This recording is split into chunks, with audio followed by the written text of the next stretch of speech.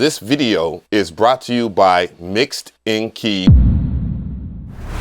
If you would have told me that 2024 would feature one of the biggest L given by Kendrick Lamar, aka the Boogeyman, I would have told you was crazy. But it all came to a head last year with Drake and Metro Boomin. They would appear to be beefing. It goes all the way back to Metro Boomin's Heroes and Villains album, where fans would notice that there was no Drake feature on it. Then someone leaked audio for the song Trance with Drake's verse on it. Metro Boomin would then explain why he took his verse off the song. Really, it was a song I had did with Travis and Thug originally for my album. I was just in the studio with Drake one time. He just wanted to hear some songs from my album. Then he heard that one and really wanted to get on it. But like, I was letting him know that he was really just done for real. I was like, bro, I ain't even trying to sell you no dream. He hit me and was just like, man, let me see if it's just anything he could add to it. And he was like, if you don't like it, then whatever. So he did some stuff, a couple parts was cool, but like, I just felt like it was just wasn't no room. It wasn't nothing personal, it just wasn't no room. So I guess the other one just leaked or something. Heroes and Villains would continue to do well. However, the collaboration between Drake and 21 Savage would do better. Her Loss would get nominated for Rap Album of the Year. Metro Boomin would take to Twitter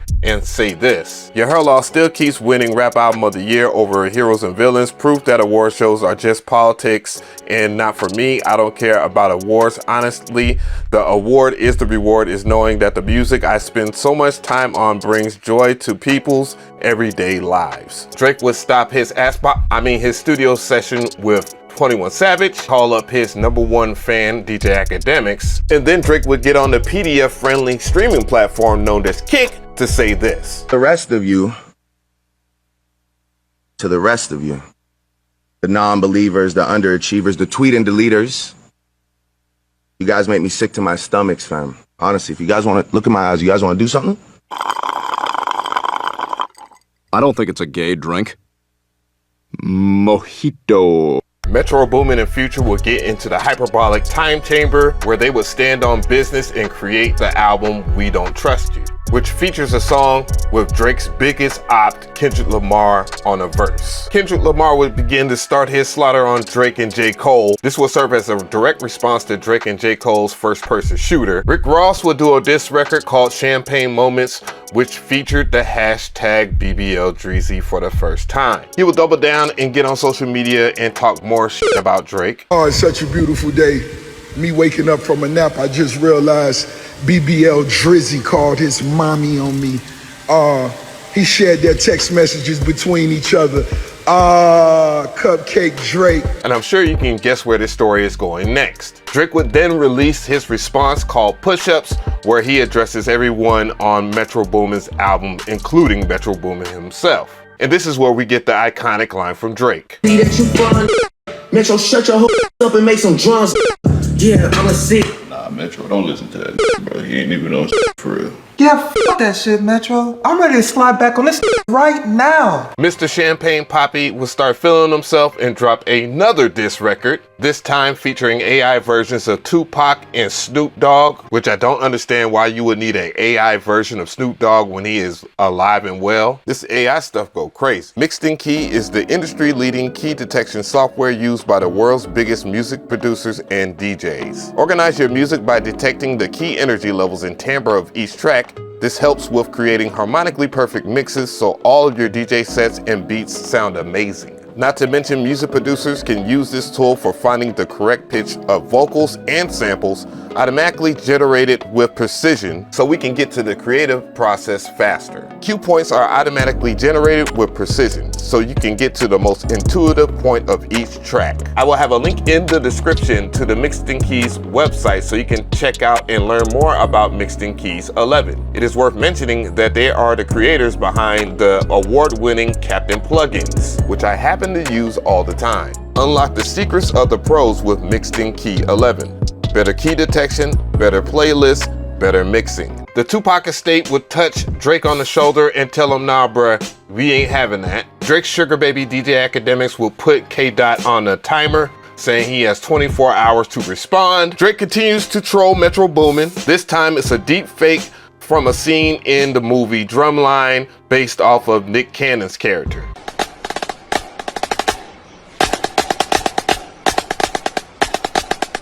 Bruh, I ain't gonna even hold you. That was funny as J. Cole will respond to K-Dot with this trash diss record called Might Delete Later. Your first shit was classic, your last shit was tragic. Good Kid, Mad City classic. Mr. Morale, tragic? How? It was one of Kendrick's boldest, most experimental, most adventurous albums yet. Your second shit put dudes to sleep, but they gassed it. T-Pab! Being boring is like the core criticism you could make of most of J. Cole's catalog. Rapper Schoolboy Q would allegedly tap J. Cole on the shoulder and tell J. Cole not to show up to school tomorrow. J. Cole would get on his stage at one of his concerts and then apologize to Kendrick Lamar, while DJ Academics continues to ride Drake's meat. Gentlemen, this is a shot that will be heard around the world. Kendrick, you are on the clock. The boy came back. You're on the clock.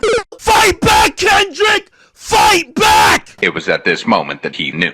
He f***ed up. Meanwhile, Kendrick Lamar was planning his demon time. He would release his first diss track, Euphoria. Ironically, the TV show Euphoria is based after PDF file Activity, which is executive produced by Drake. Bro, you can't make this shit up. K-Dot will release another track called 616 in LA, which is a play on how Drake titles his songs, which also happens to be Tupac's date of birth. Drake drops Family Matters, where everybody thought it was over, until 30 minutes later, where Kendrick Lamar would drop Meet the Grams. I think RDC World captured the moment correctly. Hey, Kendrick, you want to turn the lights on? And I'll leave him off. Did you hear that? Drake dropped. You heard it? I expected it. Oh, okay. You know you was talking about... My family. Yeah. I'm uploading now.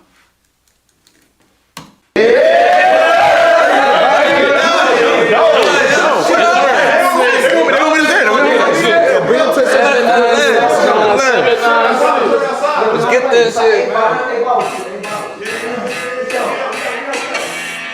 Drake. What is that? What is that?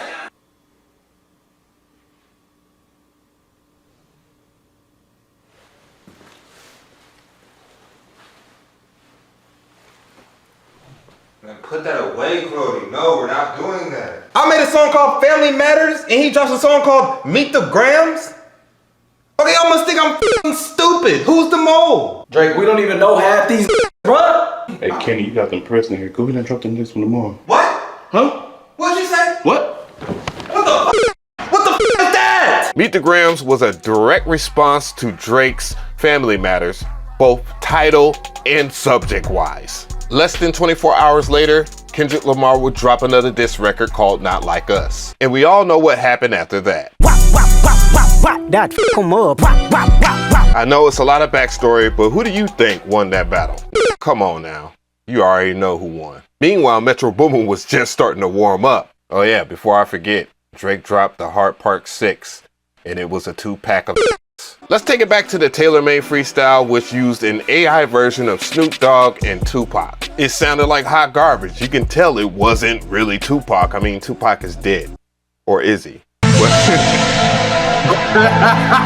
The same cannot be said about King Willingness BBL Dreezy. And the company Tracklib posting a sample breakdown of Metro Boomin's BBL Dreezy had me thinking it was a legit sample. But it was just Tracklib clout chasing the moment. When you listen to this track, it's hard to tell that it's AI.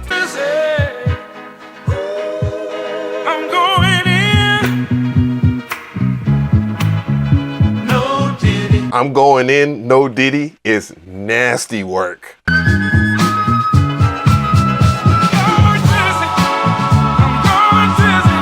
The cover, the lyrical content, the voice, the instrumental, the breakdowns, everything was done with a prompt. After skirmishing around on Google and finding this Reddit post, a lot of people have things to say about it. Question of the hour is what program you thought he was using. It might be Udio. So you already know what my did. I went straight to that website. Some of the things on the Udio website sound great to questionable. To be honest, I've had mixed results using these type of websites that are generators for AI samples, but many questions have arrived on who owns the actual sample in itself. Some people are calling it the end of crate digging, while DJ Penguin is bringing up a compelling argument about who actually owns that sample. Right now with AI, with generative AI, Copyright is an absolute mess, right?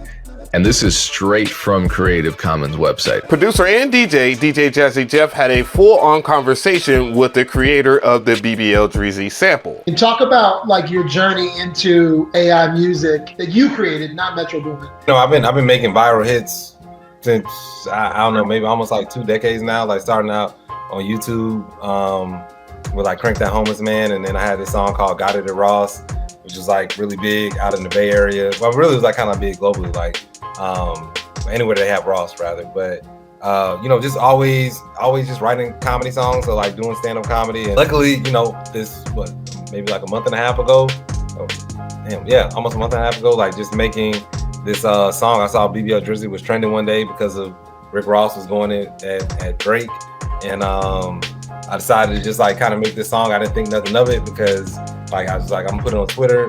Didn't really have any engagement on Twitter, and then this thing just kind of just blew up, you know, overnight. And one day Metro Boomin just decided to sample it. Metro Boomin would continue to troll on social media, but not without giving King Willingness his props. He will make up a contest giving away a free beat just to upload a song and a hashtag BBL Dreezy. Then he would double down and offer 10 bands for the best track. The whole BBL Dreezy thing started off as a joke, which stems to Drake being caught without his shirt on in an unflattering way with a dad bod. Fast forward 3 months down the line, some pictures come out with Drake with a whole 6-pack of abs and shoulders. Look, we all know that Drake is sensitive about things. We know that Drake is a sensitive beige Negro, so I wouldn't be surprised if he visited Dr. Miami. However, there are some real concerns when it comes down to the King Willingness BBL Dreezy sample. For example, there are content creators that use BBL Dreezy in their videos for their own creative format, and they were hit with a copyright claim from King Willingness. And like DJ Payne One mentioned earlier, copyright claiming could be a tricky thing when it comes down to AI. Even the original creator of the AI-driven BBL Dreezy sample is experiencing his own issues,